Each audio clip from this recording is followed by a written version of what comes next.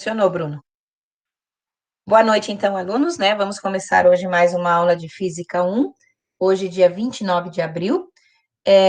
O nosso conteúdo hoje é o do mapa 13, rotação e momento angular.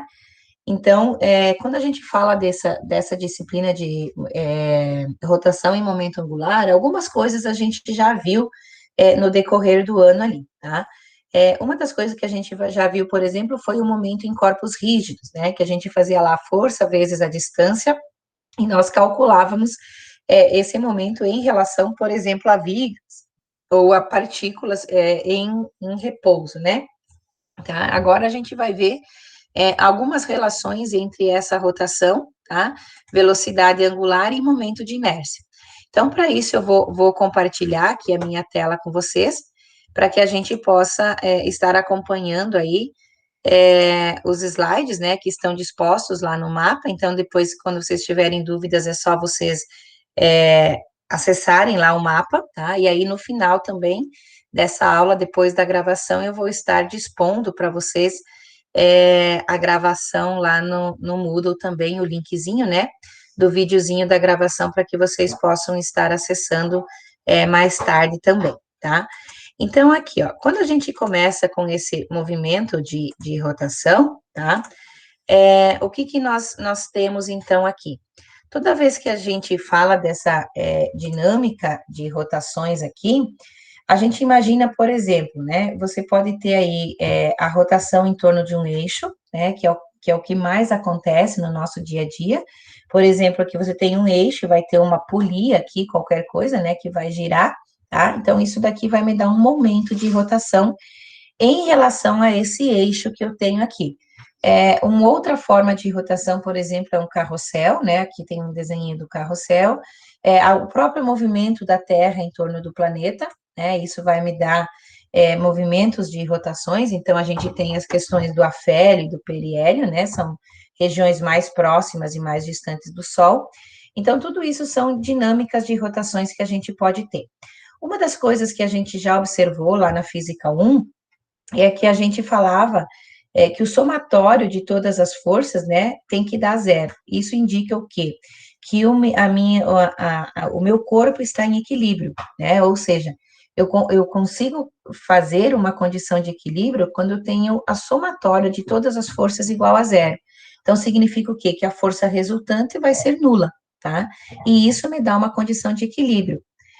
Lembram que eu comentei com vocês lá no comecinho das aulas, né, nos primeiros dias lá, a gente tinha assim, ó, que quando a gente tinha duas condições de equilíbrio, né, quando o corpo estava em repouso ou quando ele estava em movimento retilíneo uniforme, tá? Essas eram as duas condições. E aí, pela segunda lei de Newton, a gente tem sempre que a força resultante vai ser quem? A massa vezes a aceleração. E se essa força resultante for zero, isso significa o quê? Que o meu corpo está em equilíbrio, ou seja, o somatório de todas as forças eu tenho como zero. Uma outra condição de equilíbrio também é que se a gente considerar, por exemplo, o torque, ó, essa letra grega aqui chamada tau, né, indica o torque, tá? Então, se eu tiver o torque produzido, a somatória de todos os torques produzidos em relação a um polo, se ele for zero, eu também tenho uma condição de equilíbrio. Se a gente pensar no torque, gente, o que que é o torque? Lembra que eu comentei com vocês quando eu comecei a falar de momento? O torque é de fato aquele, digamos, o intuito de entrar em rotação, né? Quando você gira alguma coisa, o intuito de girar alguma coisa me dá o torque dele. Seria, de outra forma, né, meio entre aspas, assim, de um senso comum, o torque seria a força que faz alguma coisa girar, tá? E aí a gente tem também, ó, essa condição aqui, né, que a gente já viu uma parte dela, ó, se um corpo extenso está em equilíbrio estático, ele não translada e nem gira. Essa questão da translação a gente já estudou um pouco, né, que eram aqueles momentos do equilíbrio de corpos estáticos, né, ou estática lá que a gente já viu, tá? E agora a gente vai ver, então, esse momento de giro, tá? Que é o nosso torque, na verdade. Então, aqui só tem alguns exemplos, né? Quando você afrouxa um parafuso, quando você gira uma maçaneta. Então, esse momento de giro aqui, ó, né? A gente vai chamar isso aqui de momento angular ou momento de giro, é, na verdade, o que? O torque, tá? Aquela força que eu tenho que fazer para que alguma coisa gire em torno de um ponto fixo, tá? Então, eu sempre vou ter um ponto, que seria o meu ponto de equilíbrio, né? Ou o meu ponto fixo, que seria, digamos, o meu ponto de apoio lá na estática que a gente viu. E aí eu tenho esse torque, esse giro em torno desse ponto específico, né? Ó, quando você abre e fecha uma torneira, você tem as forças aplicadas, ó. Vamos pensar aqui, fica bem fácil da gente ver, ó. Se você for girar essa torneira, né, para abrir ou para fechar, ó, você vai ter um torque no sentido anti-horário e um torque no sentido horário, né? Então, o que que significa? Se você fizer a somatória desse torque, vai dar zero, tá? E aí o meu sistema está em equilíbrio. Se isso daqui for zero, ele não gira, né? Então, eu tenho um corpo em equilíbrio rotacional, né? Um equilíbrio de rotação. A mesma coisa aqui, ó, se você for afrouxar um parafuso, né, com uma chave de roda, por exemplo, tá? É também um momento de giro, né? Você tem um torque aplicado aí, tá? Lembram disso aqui, ó? Isso aqui era um exemplo que a gente tinha lá na física, no comecinho do ano, né? Quando a gente pegava isso aqui como o meu ponto de apoio, ó, ou esse daqui era o meu ponto fixo, aqui eu tinha o braço da minha força, né? 20 centímetros, e aqui eu ia aplicar uma força, ou no sentido horário, ou no sentido anti-horário, né? Ou aqui no sentido horário, ou aqui no sentido anti-horário. Se a resultante disso aqui fosse zero, eu não conseguia mexer esse parafuso, né? Se a resultante não for zero, então eu tenho essa força aplicada fazendo um torque nesse parafuso, ou seja, fazendo com que esse parafuso gire. Aí o que que nós relacionávamos lá? A esse braço dessa força, né? Se você aplicar a força aqui, ó, mais próximo ao ponto de giro, ao ponto fixo, você precisa aplicar mais força para conseguir girar. Se você tiver um braço longo, né? Lembram lá das alavancas, né? Se você tiver um braço longo, você consegue fazer com que ele gire com menos força, né? Você precisa aplicar uma força menor aqui para que eu tenha esse giro aí, tá? Deixa eu só ver aqui, não tem ninguém chamando, não. Certo? Então, isso daqui a gente já viu. O equilíbrio de um corpo estático, nós já vimos lá quando a gente determinava o momento de uma força específica, tá? Agora a gente vai ver uma força de torque, né? Lembram das alavancas, ó? Eu tenho um ponto fixo aqui, essa é uma alavanca interfixa, né? Uma força potente aqui e uma força resistente aqui. E aí eu consigo erguer ela com uma, né, ó, um homem consegue erguer uma pedra desse tamanho, por quê? Porque ele tem um braço maior de força aqui, né? Lembram dessas relações que a gente fazia lá, tá? Daí, o que que eu tenho aqui, ó? Quando a gente fala de momento linear ou quantidade de movimento, nós já vimos na aula passada, né? O que que era a nossa quantidade de movimento ou momento linear? Eu pegava a massa que eu tinha vezes a velocidade. Isso daqui, ó, me dava a quantidade de movimento em linha, né? Porque eu não ia considerar esse giro aqui. Eu ia considerar só o movimento em linha reta, né? Então, eu considerava a massa vezes a velocidade. E aí nós vimos também a conservação da quantidade de movimento linear. Quer dizer, não foi na aula passada, né? Foi na aula, na penúltima aula, né? Antepenúltima aula. Então, o que que a gente tinha, ó? A massa vezes a velocidade que eu tinha antes do lançamento era igual à massa vezes a velocidade que eu tinha depois do lançamento, né? Então, essas relações aqui de movimento, de quantidade de movimento, a gente já viu também. Mas isso daqui era o quê? Era momento linear, né? Ou quantidade de movimento. Então, agora a gente vai fazer quase que o mesmo processo, só que ao invés de a gente considerar a linha, a gente vai considerar o giro, tá? É isso que a gente vai fazer, ó. Isso daqui também a gente viu lá, né, ó, a quantidade de movimento que eu tenho com eles dois juntos aqui, um impulsiona o outro, então eu tenho velocidades em sentidos opostos, né? A conservação da quantidade de movimento me diz o quê? Que a quantidade de movimento que eu tenho antes do choque, por exemplo, vai ser igual à quantidade de movimento que eu tenho depois do choque, ou nesse caso aqui, né, antes do empurrão e depois do empurrão. Lembram que a gente tinha lá os tipos de colisões daí, né? Inelástica, elástica e perfeitamente inelástica, né? Eram os três tipos que a gente via lá juntos, né? Quando a gente falava das conservações, tá? Lembra que a gente fez esse exercício aqui também, tá? Por exemplo, aqui, quando você for fazer remar, por exemplo, né? Você tem que fazer um remo no sentido oposto para que você ande no outro sentido, que é a questão do impulso. Isso aqui a gente já viu, tá? E aí nós temos as invariantes nos momentos de rotação, né? Que agora é o que a gente vai ver, então, que é a conservação desse momento angular. Então, vamos pensar no momento angular, para que a gente entenda o momento angular, a gente tem que entender algumas coisas do movimento circular, tá?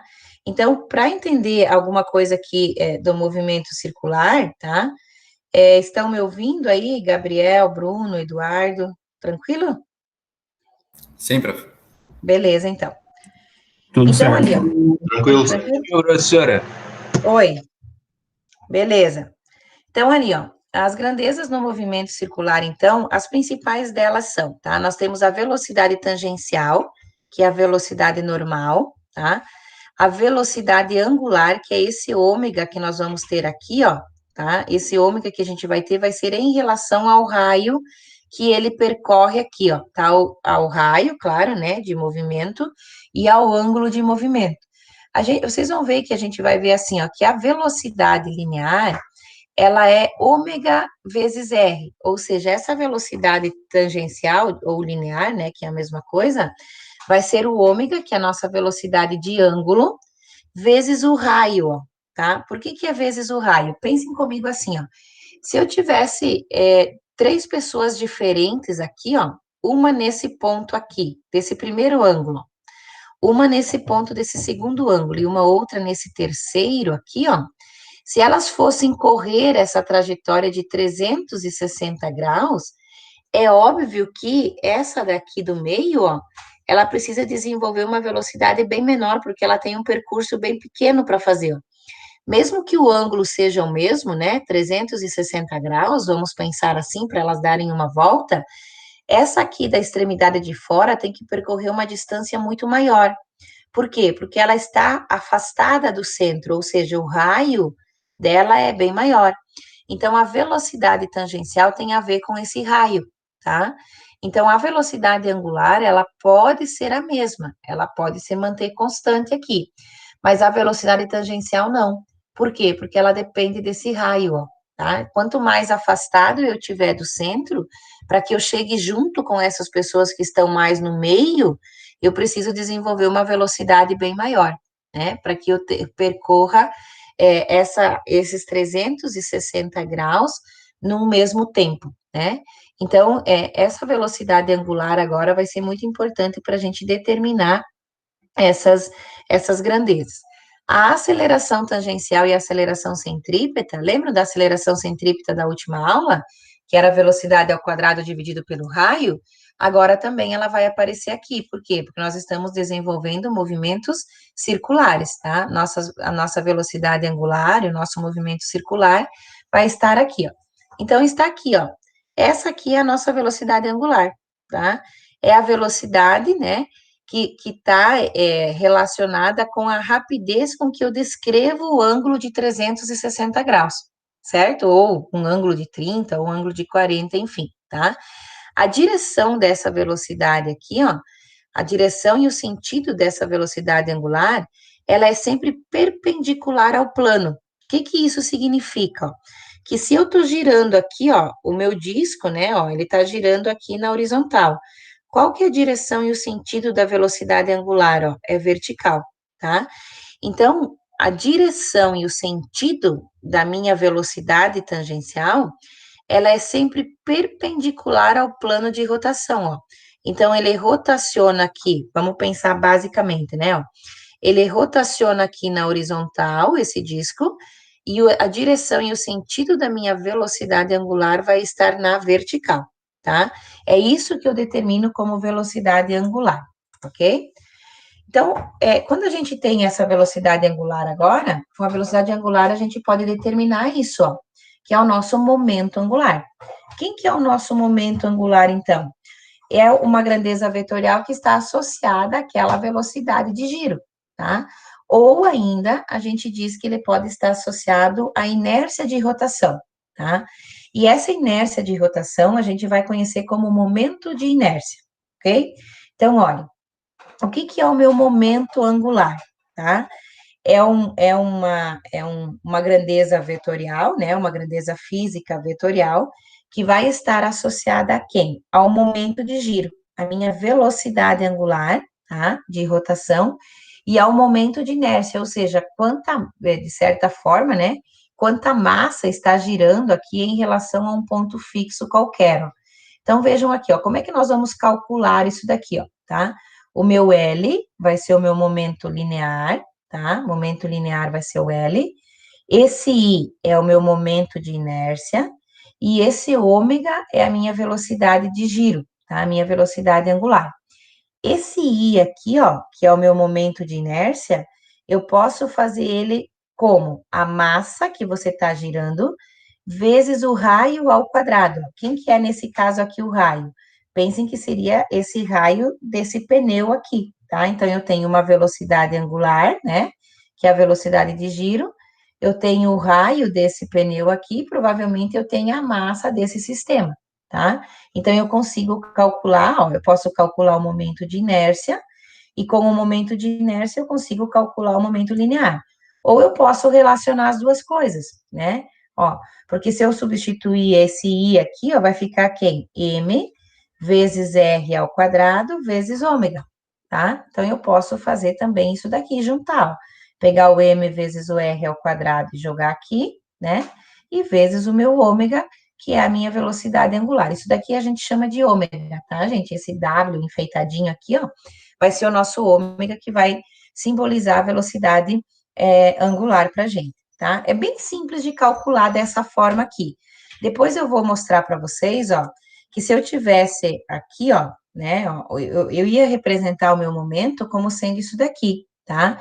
Ia ser o raio produto vetorial do momento linear, tá? Ó, essa daqui seria a nossa equação do momento angular, tá? Se a gente já tivesse visto essas questões de campos vetoriais, tá? E depois de integração entre alguns pontos aqui, tá? Ó, aqui deixa eu mostrar para vocês, né? A gente teria, mais ou menos, né? Aqui, ó, eu tenho isso aqui vai substituir por uma integral, né? dl por dt, que seria o nosso momento angular em relação às forças centrais, tá? E aqui seria o nosso momento linear, ó, que seria o raio produto vetorial do momento angular, tá? Aliás, do momento linear, esse daqui, certo? Mas como a gente ainda não viu, né, vocês ainda não fizeram integrais aqui, a gente também não viu álgebra ainda de produto vetorial, tá? A gente permanece nessas aqui que são mais fáceis, né, mais simples aqui, então, certo? Então, vejam, ó, como é que a gente conserva esse momento angular? Da mesma forma que a gente conservava o momento linear. Aquilo que eu tenho antes tem que ser igual àquilo que eu tenho depois. Ou o somatório do que está no horário e o que está no anti-horário tem que dar zero, né? Ó, por exemplo, aqui, ó. Enquanto o menino percorre o carrossel num sentido, o carrossel gira em sentido oposto, ou seja, ele nunca vai sair do lugar, né? Se eles tiverem Desculpe, se eles tiverem exatamente a mesma velocidade, esse menino aqui nunca sai do lugar, né? Por quê? Porque ele vai ficar girando para cá e o carrossel vai girar do outro lado. Então, ele fica sempre no mesmo lugar. Por quê? Porque o somatório do momento angular vai ser zero, tá?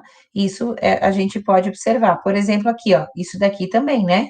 No mesmo sentido, né? Se você colocar um hamster qualquer aqui, depois a gente vai fazer um exercício desse tipo aqui, ó. Se a gente colocar um hamster aqui e ficar girando dentro da gaiola, né? Se eles têm a mesma, ó, o hamster corre para cá, a gaiola corre para cá. Então, o hamster vai no sentido anti-horário, enquanto a gaiola vem no sentido horário, né? Então, o somatório desse momento angular aqui vai ser zero, tá? Por quê? Porque ele permanece sempre no mesmo lugar. Esse daqui, lembram duas latinhas, né? A gente brincava muito disso quando criança, duas latinhas presas aí por um elástico ou por um barbante também, né? Uma gira para um lado, outro gira para o outro, e aí você tem uma conservação do momento angular aí, tá? Deixa eu ver se tem alguém chamando aqui, não, beleza, tá? Então, esse é um experimento, ó, né, ó, essa aqui gira para um lado, essa daqui gira para o outro, e eu consigo fazer com que eu tenha esse momento angular aí nulo, né? Então, ele não sai do lugar, tá? A mesma coisa, então, acontece, os movimentos de rotação e translação da Terra, né? Um helicóptero, por exemplo, funciona com momento angular, né? Eu tenho duas hélices girando, uma para manter ele aqui na horizontal e outra para manter ele na vertical, né? Então, eu tenho um momento angular zero, e eu consigo manter isso, tá? Uma outra coisa que depois eu vou tentar demonstrar aqui para vocês também, desculpe, é quando a gente faz os momentos de giro, ó. Uma bailarina como essa daqui, se ela girar com os braços abertos, a velocidade de rotação dela fica menor do que quando ela gira com os braços fechados, tá? Depois eu vou tentar mostrar isso para vocês na minha cadeira, tá? Vamos fazer isso daqui. E aí, se você aumentar a massa, né, ó, se você aumentar a massa, esse sentido, ele aumenta ainda mais, tá? Aí, ó, ele tem aqui uma velocidade angular. Quando ele centraliza a massa num único ponto, ó, essa velocidade aumenta, tá? Então, esse é o princípio do nosso momento angular, tá? A velocidade de giro, ó. Se você está distante, aqui você tem os braços abertos, então você distribui o teu momento de massa, ó, né? Você distribui o teu momento de inércia, digamos assim, né? Porque a inércia depende da massa, tá? Se a inércia depende da massa, então eu vou ter aqui, ó, se eu distribuir essa massa aqui, a minha velocidade diminui. Se eu concentrar a massa num ponto aqui, ó, eu aumento o meu momento de inércia, então eu vou aumentar a minha velocidade, o meu momento angular, tá? Então aqui, essa velocidade vai ficar maior. Depois eu vou tentar demonstrar isso na minha cadeira aqui para vocês verem, tá? Então eu tenho aqui três leis, né? As três leis de Newton aplicadas às rotações. Então a primeira lei, que seria a primeira lei nossa, né? É a lei da inércia lá, que diz assim, né? Pelo momento linear. Corpos em movimento tendem a permanecer em movimento, corpos em repouso tendem a permanecer em repouso. Então, para o movimento das rotações, a primeira lei de Newton me diz assim, ó, que na ausência de torques externos, ou seja, forças que girem, né, que fazem torques externos, mantém-se a rotação de um objeto, ou seja, ele permanece com a mesma velocidade angular. A segunda me diz assim, ó, que a variação de quantidade de movimento angular é proporcional ao torque e ao intervalo de tempo que esse torque é exercido. Claro, né, gente? Porque se a força lá no momento linear é massa vezes aceleração, então aqui a minha quantidade de movimento angular é proporcional a esse torque, que é o meu momento de giro. E a terceira lei me diz assim, né? A terceira lei é a ação e a reação. Então, a toda ação de um torque corresponde um torque de reação de mesma intensidade e direções, porém de sentidos opostos, tá? Que são aqueles, é a mesma coisa que a gente imaginasse ação e reação, tá? Então, o que a gente pode corresponder? Numa translação, ou seja, no momento linear, né? A translação me dá a massa, a rotação me dá o momento de inércia. Na translação eu tenho a velocidade v, que é a velocidade linear, na rotação eu tenho a velocidade angular, que é o ômega, tá?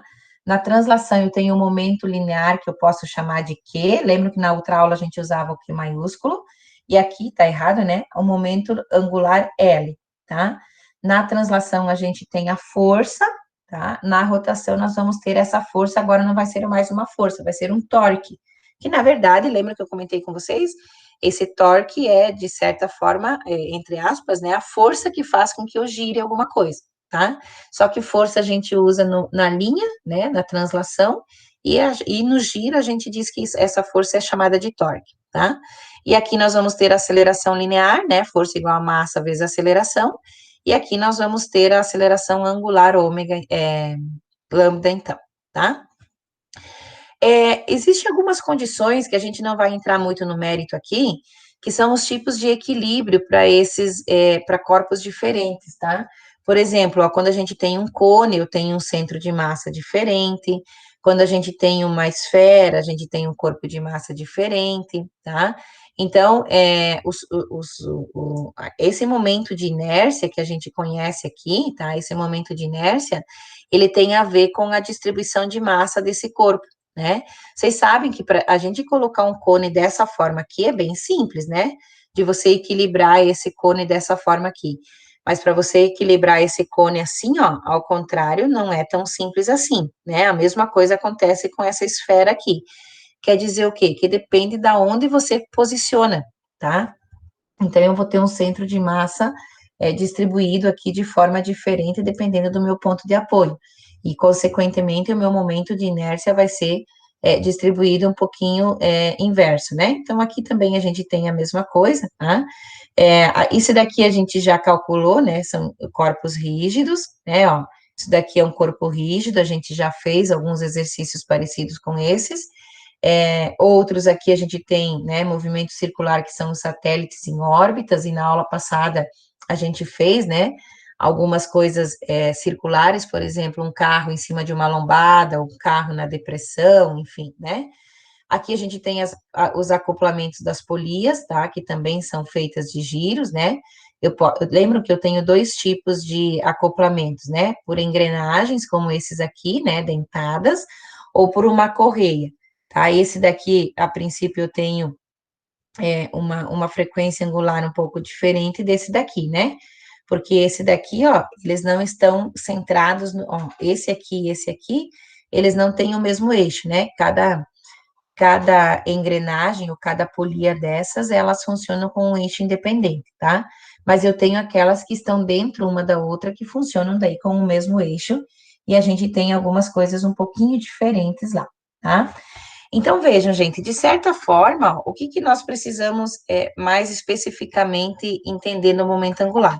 Essas duas equações aqui, ó, que é o que a gente vai usar para resolver os nossos probleminhas depois, tá?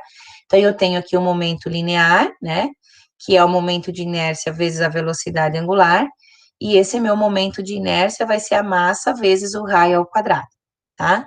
Então, essas aqui são algumas condições, digamos assim, né, que a gente vai ter lá para agora definir alguns exemplos que eu vou dar para vocês aí, tá? Eduardo, Fiorese, tudo certo? Tudo em ordem, professora. Tudo na Então, mente. tá bom. Viu? Aí, ó, estão tudo sabido já, estão tudo aí, né? Então, assim, gente, agora eu vou fazer alguns exemplos com vocês. Na verdade, eu vou só trocar aqui, vou parar a apresentação, tá? Na verdade, eu vou parar a gravação para mim mostrar para vocês o momento de giro, tá? Eu vou fazer aqui uma demonstração na minha cadeira, e daí vai ficar muito suspeito se eu deixar gravado isso, tá?